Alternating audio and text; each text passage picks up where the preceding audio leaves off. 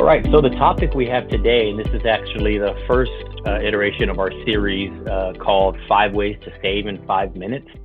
We like to cover 5 key topics in a certain area. It doesn't have to be with the same solution, but on the same topic.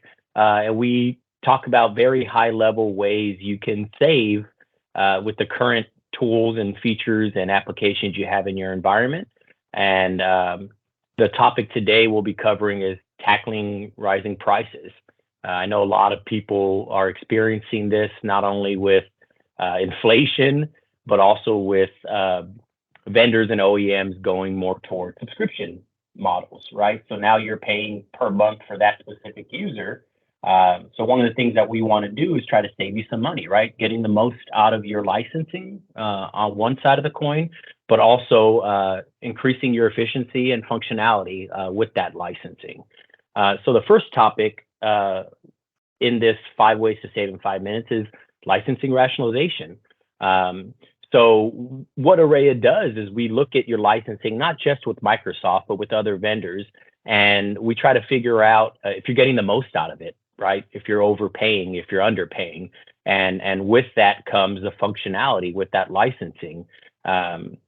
Chris, I know you do quite a bit with some of the higher level SKUs in Office 365, specifically with Microsoft Teams on some of the automation that you get with that licensing. Yeah. What's a good use case that you've seen with, doing a licensing rationalization exercise and then helping a customer get the most out of that licensing that they have? Yeah, I think it's probably really similar to what you come across on the kind of the per user licensing structures that Microsoft offers, is that oftentimes people are licensed for things that they aren't aware of. And most usually when they're not aware of that, they're paying a third party for that same function. And always that third party is more expensive. And the conversation is, okay, you have this third party, as you use your example of, most people who are in an enterprise Office 365 license have access to, say, Power Automate, right? Power Automate Desktop, which is Microsoft's kind of business workflow engine. Oftentimes clients are paying for some third party automation platform. That's really expensive, and there's a really heavy licensing component of that you're paying yearly for on a 3-year deal. And the rationalization project is, okay, well, what is the feature parity between that third party thing and the Power Automate or Power Platform functionality? And what are you actually getting for that, right? Yeah. So, I'll say if you can pay $1 to get 90% of what you want, or $10 for 100% of what you want. Look, right. If you want to pay the $10, fine, but at least you can have the conversation to rationalize, hey, I know what I'm getting for that extra $9 a month. Right. And Figuring out those use cases. Yeah. Exactly. Right. Give us the specific use cases, and that happens often where they're kicking the tires, or they bought some 6-figure a year automation platform and they're using it and it's fine. But, well, could Power Automate do the same thing? And you're paying maybe just per user or per consumption without having a whole other third-party vendor management situation around.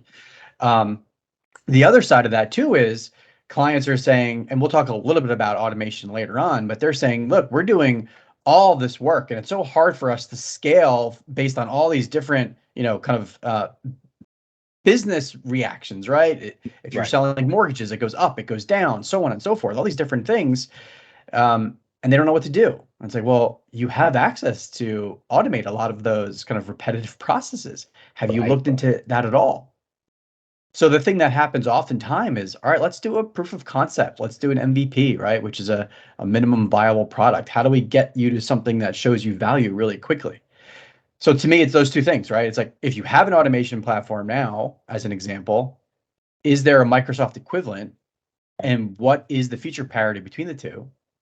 Or if you have these points of pain, look at your Microsoft licensing first and foremost to see if you can leverage something that you're already paying for, and then can just pay on consumption cost above and beyond to kind of help bring value. So I think those are, and again, I think that's probably pretty similar to what you come across too.